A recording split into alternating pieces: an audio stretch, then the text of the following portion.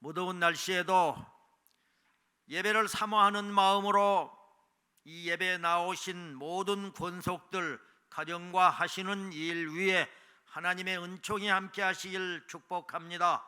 서로 인사하시겠습니다. 겸손은 말씀 앞에 순종하며 사는 것입니다.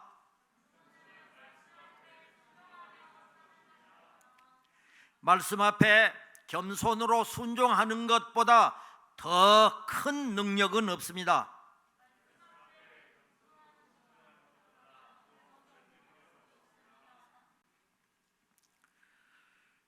르네상스 시대를 대표하는 화가 미켈란젤로는 고집이 세고 자신의 작품에 대해서 자부심이 강한 인물로 유명합니다. 그는 아무리 많은 돈을 주어도 자기 마음에 내키지 않으면은 결코 작품을 제작해 주지 않았다고 합니다.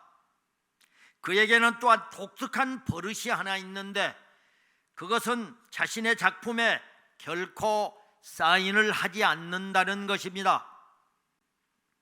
그는 마리아가 죽은 예수를 끌어안고 슬퍼하는 비에타상을 제외하고는 어느 작품에도 사인을 남기지 않았습니다. 그가 자신의 작품에 사인을 남기지 않는 이유는 무엇일까요? 이러한 습관은 바티칸 시스티나 성당의 천장에 천지창조를 그려둔 때로 거슬러 올라갑니다. 1508년 교황 유리우스의 명령으로 시스티나 성당의 천정 벽화를 그리게 된 미켈란젤로는 사람들의 성당 출입을 막고 무려 4년 동안이나 성당의 틀에 박혀서 그림만 그렸습니다. 그것은 천장 밑에 발판인 작업대에 앉아서 고개를 뒤로 젖힌 채 천장에 물감을 칠해 나가는 매우 고된 작업이었습니다. 그는 나중에 목과 눈에 이상이 생길 정도로 이 작품 작업에 정성과 온 열정을 다 바쳤습니다. 그는 마지막으로 사인을 한 뒤 흡족한 표정으로 붓을 놓았습니다. 그리고 지친 몸을 쉬게 하려고 성당 밖으로 나왔는데 성당 문을 나섰을 때 그의 눈앞에 펼쳐지는 광경에 감탄하고 말았습니다. 눈부신 햇볕과 푸른 하늘, 높게 날고 있는 새들, 아무리 뛰어난 화가라도 눈앞에 있는 대자연의 모습을 제대로 표현할 수가 있을까 하는 생각이 들었습니다. 그때 미켈란젤로의 마음에 작은 울림이 울렸습니다. 하나님은 이렇게 아름다운 작품을 창조하고도 어디에도 이것이 자신의 솜씨임을 알리는 흔적을 남기지 않았는데 나는 고작 기껏 작은 천정 벽화 하나를 그려놓고 나를 자랑하려고 사인을 하다니. 그는 즉시 성당으로 다시 들어갔습니다. 그리고는 작업대 위에 올라서서 자신의 사인을 지워버렸습니다. 이후부터서 미켈란젤로는 어느 작품에도 자신의 사인을 남기지 않았습니다. 야고보서 4장 14절에서 우리에게 말씀하십니다. 내일 일을 너희가 알지 못하는도다. 너희 생명이 무엇이냐? 너희는 잠깐 보이다가 없어지는 안개니라. 아멘. 아름다운 자연을 볼 때 우리들은 어떤 생각을 하시나요? 우주 만물을 창조하신 위대한 하나님 앞에서 내가 마치 주인인 양 세상의 주인이 나인 것처럼 생각하고 행동하고 있지는 않나요? 진정한 겸손이 무엇인지를 미켈란젤로를 통해서 다시 한번 깨닫게 됩니다. 우리가 아무리 대단한 성취를 이루어도 하나님 앞에서는 안개와 같고 하루살이와 같은 인생입니다. 그런 보잘것없는 인생이 하나님 앞에서 자존심을 내세우고 잘난 척하고 살고 있는 나의 모습이 너무도 부끄럽고 하나님 앞에 회개합니다. 진리는 길에 널려있는 돌멩이처럼 흔한 것이다 라고 랍비가 말했습니다. 그러자 한 제자가 선생님, 그렇게 흔한 것인데 왜 사람들은 진리를 터득하지 못합니까? 라고 물었습니다. 그러자 랍비는 이렇게 대답했습니다. 그거야 사람들이 허리를 굽히기 싫어하기 때문이지, 허리를 굽히지 않기 때문에 도를 주울 수가 없단다. 그렇습니다. 허리를 굽혀야 합니다. 허리를 굽혀야 진리를 터득하고 진리를 터득해야 참된 지도자가 될 수 있습니다. 참된 그리스도인과 참된 성공과 은혜를 나누며 살 수 있다는 것입니다. 베드로전서 5장 6절에서 말씀하십니다. 그러므로 하나님의 능하신 손 아래 겸손하라. 때가 되면 너희를 높이시리라. 아멘. 내가 예수님께 나아가는 길을 막는 가장 큰 장애물이 있습니다. 그것은 바로 교만과 자존심입니다.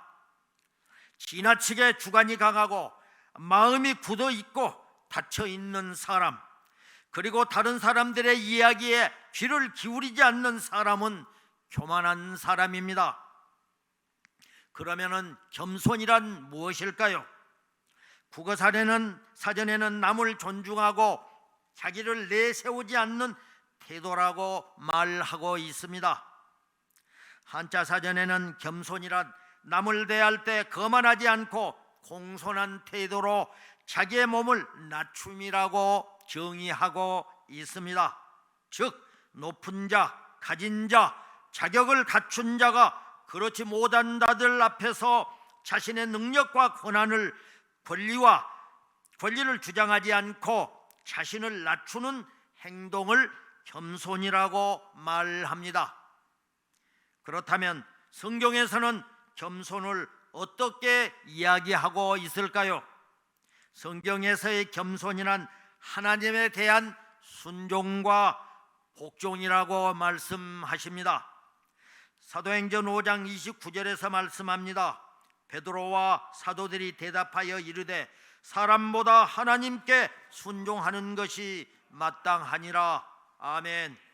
겸손이란 인간 중심적 관점에서 보면 높은 자가 낮은 자를 향해 갖는 어떤 자신을 비우는 태도이지만, 성경에서는 절대자인 여호와 하나님을 향해 순종하고 복종하는 태도가 당연한 것이라고 말씀합니다. 피조물로서 창조주 하나님의 위엄 앞에서 마땅히 취해야 할 태도, 하나님의 은혜를 받아들이기 위한 필수적인 태도가 바로 겸손이라는 것입니다. 위대한 창조주 앞에서 자기 자신이 얼마나 보잘것없고 내가 얼마나 나약하고 티끌만큼도 못한 존재인가를 다시 한번 깨닫고 연약한 사람인지 자각하는 것에서부터 시작하는 것이 겸손입니다. 지금껏 누리고 있는 은혜가 내 능력이 아니라 창조주 하나님으로부터 온 것임을 자각하고 그분 앞에 겸손히 자기 자신을 낮추는 것이 바로 겸손입니다. 기질적으로 성격이 착해서 겸손한 것이 아니라 하나님이 얼마나 위대한 분인지 알고 자기 자신을 아는 것, 이것이 바로 겸손입니다. 로마 시대 한 원로가 자신의 집에 황제를 초대했습니다. 모든 노예들이 부지런히 황제 맞을 준비에 바빴습니다. 황제가 도착하고 연회가 시작되었습니다. 그런데 한 노예가 너무도 긴장한 나머지 그 집에 갑오로 내려오던 도자기를 넘어 깨뜨려 버리고 말았습니다. 이 원로는 자신의 신하에게 명령해서 당장 그 노예를 연못에 쳐 넣으라고 명령했습니다. 그런데 그 연못은 악어가 득실거리는 연못이었습니다. 떨고 있는 노예를 불쌍히 여긴 이 황제는 원로에게 조심스럽게 그 노예를 한 번만 용서해 주라고 권면을 했습니다. 그러나 원로는 그것이 집안의 엄격한 규율이기에 어쩔 수 없을 뿐만 아니라 그렇게 하지 않으면 기강이 해이해져서 다른 노예들을 부릴 수가 없다고 감히 황제에게 말을 했습니다. 그러자 황제는 언짢은 표정으로 그 자리에서 일어나서 그 집에 또 다른 갑오 하나를 밀어서 깨뜨리면서 원로에게 노예 대신 나 자신을 연못에 쳐 넣으라고 말을 했습니다. 원로는 당황했습니다. 아무리 규율이지만 황제를 연못에 놓을 수는 없었기에 할 수 없이 그 노예를 용서해 주었습니다. 이사야 53장 5절 6절에서 말씀하십니다. 그가 찔림은 우리의 허물 때문이요 그가 상함은 우리의 죄 때문이라. 그가 징계를 받음으로 우리는 평안을 누리고 그가 채찍에 맞음으로 우리는 나음을 입었도다. 우리는 다 양 같아서 그릇 행하여 각기 제갈 길로 갔거늘 여호와께서는 우리의 모두의 죄악을 그에게 담당시키셨도다. 아멘. 하찮은 노예의 생명을 구하기 위해서 황제가 스스로 생명을 담보로 주었듯이 우리 예수님은 죄로 인해 죽을 수밖에 없는 나와 우리를 구원하시기 위해서 갈보리산 위에서 십자가의 죽으심으로 우리의 죄를 속량해 주시었습니다. 하나님과 동등하신 성자 예수님께서 낮은 인간의 몸으로 이 땅에 오셔서 하나님 말씀에 죽기까지 복종하셨습니다. 성경에서 말하는 진정한 겸손은 낮아짐 이전에 위대하신 하나님의 뜻에 순종하며 복종하는 것입니다. 낮아질 필요가 없으신 예수님, 허물도 없고 불의도 없고 죄도 없으신 예수님은 먼저 하나님 뜻에 절대적으로 순종했습니다. 예수님 자신도 신성을 지닌 성자 하나님이십니다.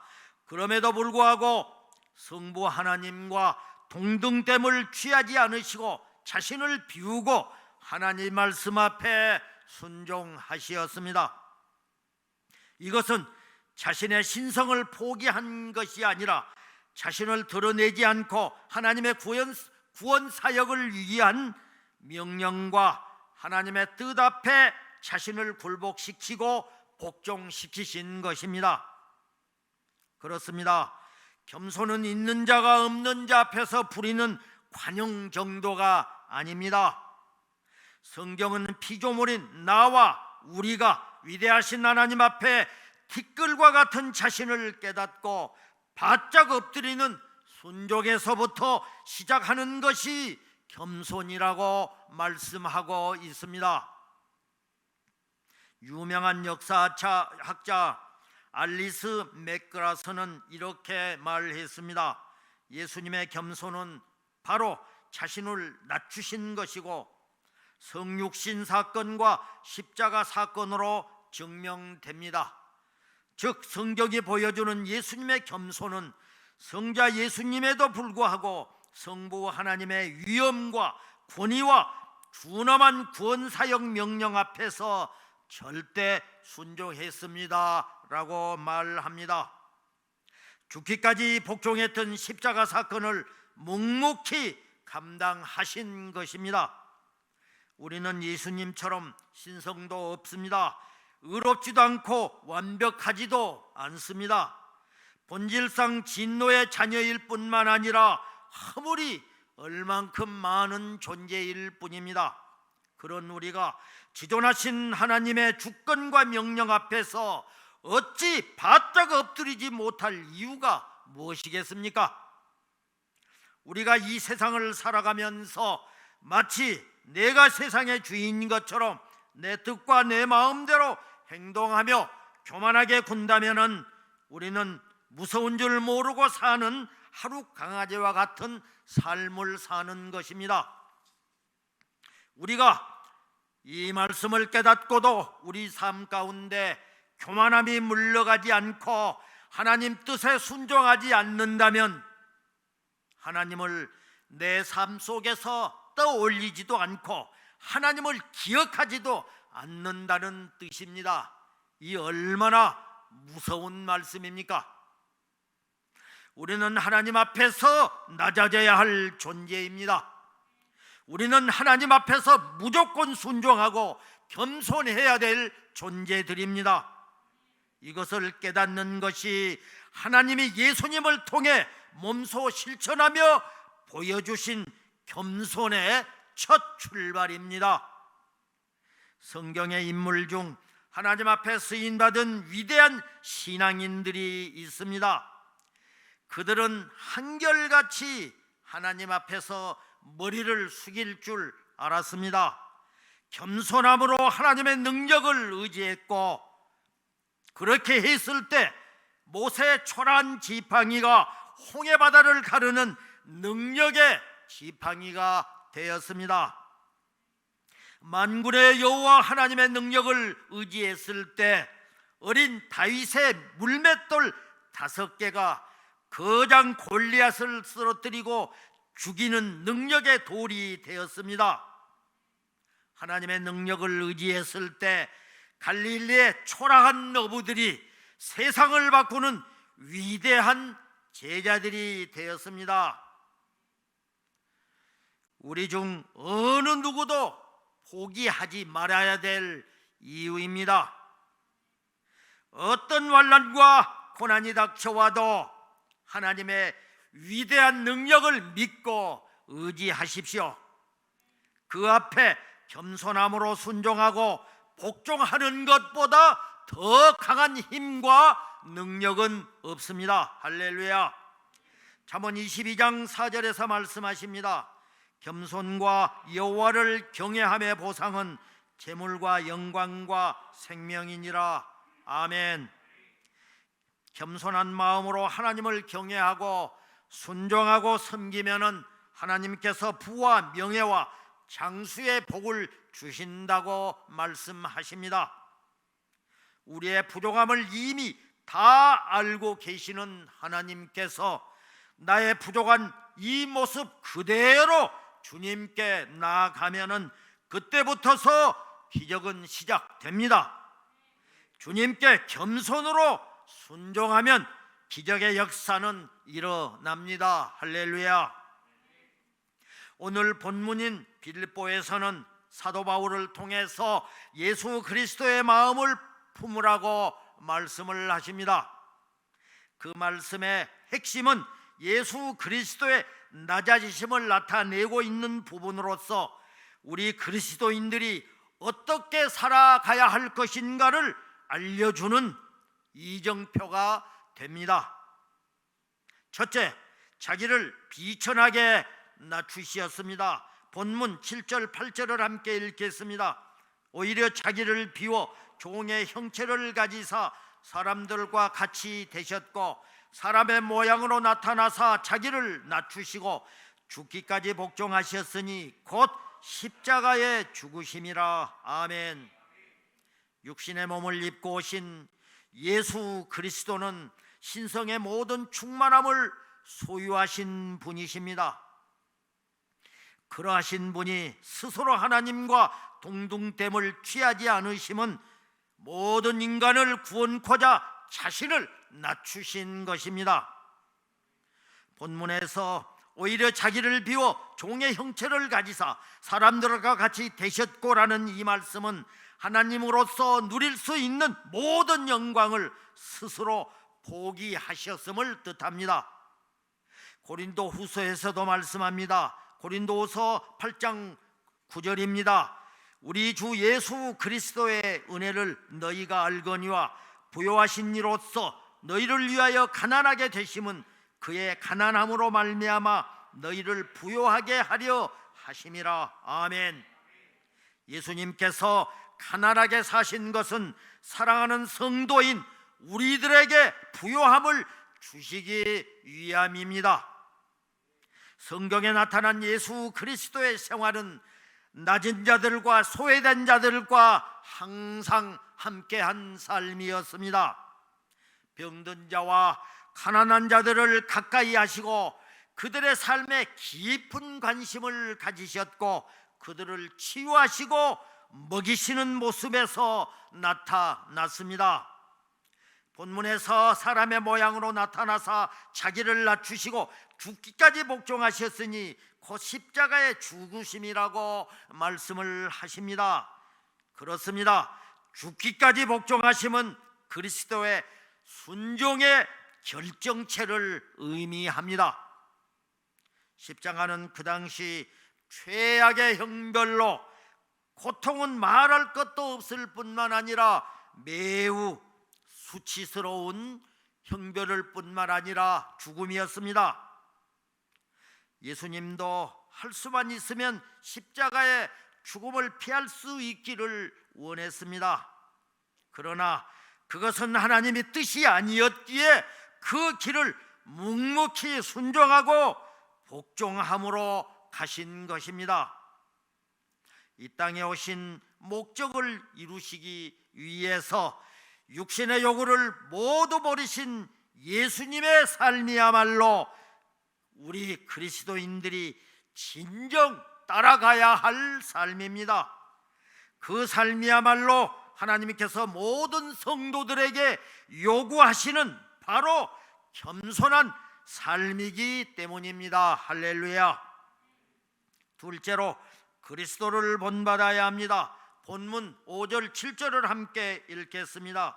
너희 안에 이 마음을 품으라. 곧 그리스도 예수의 마음이니 그는 근본 하나님의 본체시나 하나님과 동등됨을 취할 것으로 여기지 아니하시고 오히려 자기를 비워 종의 형체를 가지사 사람들과 같이 되셨고. 아멘.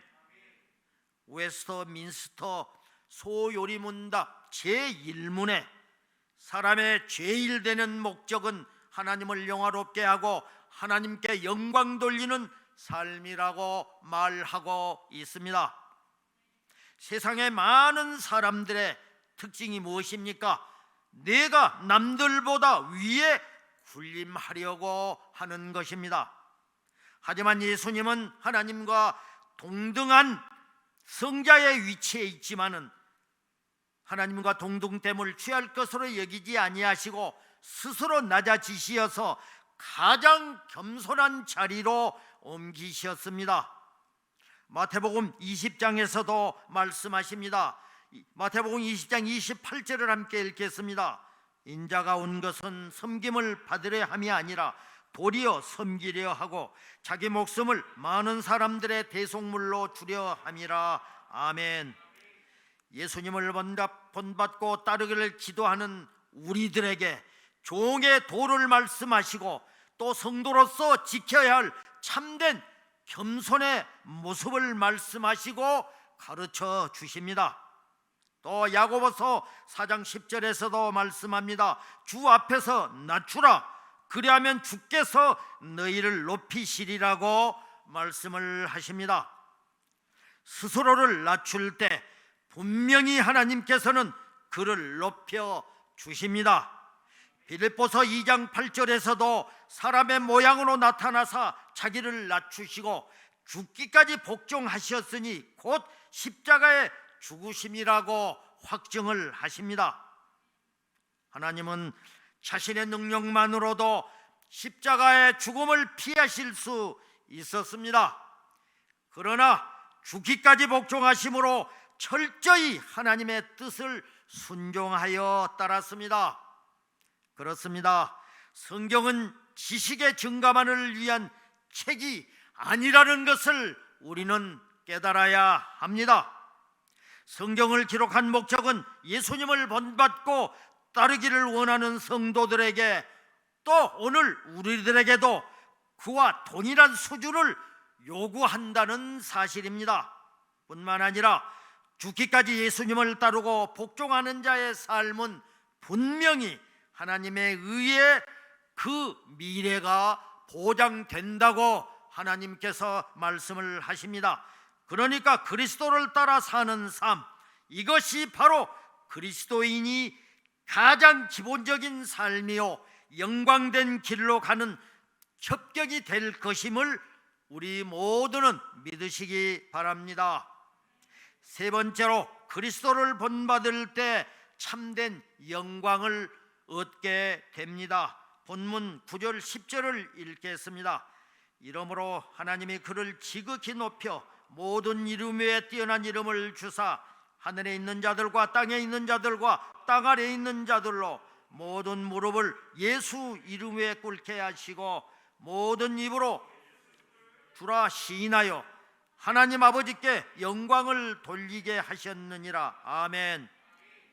이러므로 하나님이 그를 지극히 높여 모든 이름 위에 뛰어난 이름을 주사라고 말씀을 하십니다. 자신을 비우고 낮추는 삶, 그리하여 죽음까지도 각오하는 복종적인 삶을 살 때 우리들에겐 그 어떤 것도 장애가 될 수 없습니다.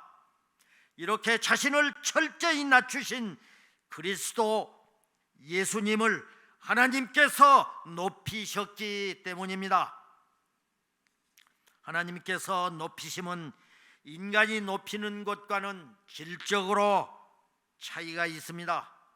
인간은 상대방을 높이는 기준을 고작 해야 나보다 지식과 권력과 부가 많은 것에 지나지 않지만, 하나님의 판단 기준은 우리가 스스로 이러한 모든 것을 겸비하는 인간의 자세를 갖도록 한다는 것입니다.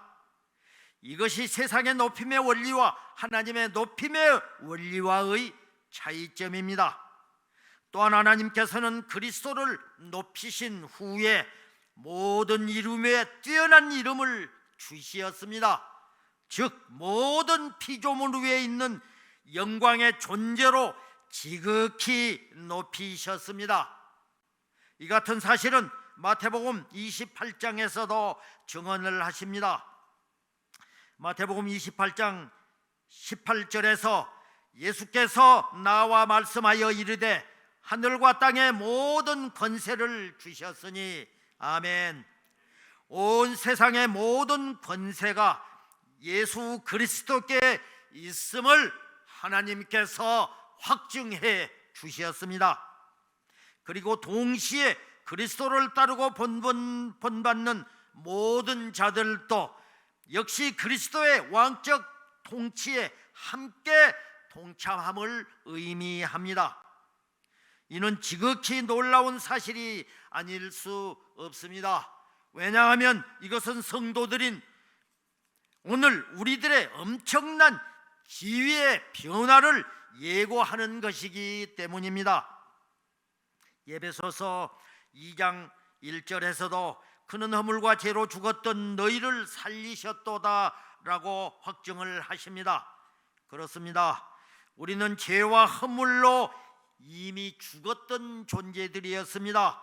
우리는 하나님의 저주 아래 있었고 죽음을 향해 달려가던 존재였습니다. 그런데 예수 그리스도의 부름을 통해서 이제는 영원한 생명을 소유한 존재가 된 것입니다. 그뿐만 아니라 영원한 하늘나라에서 왕의 자리를 보장을 받았습니다. 그러므로 이제 왕에 합당한 그리스도의 성품을 배우는 일에 우리들은 최선을 다해야 됩니다. 그리고 말씀에 순종하고 복종하는 자세를 취해야 됩니다.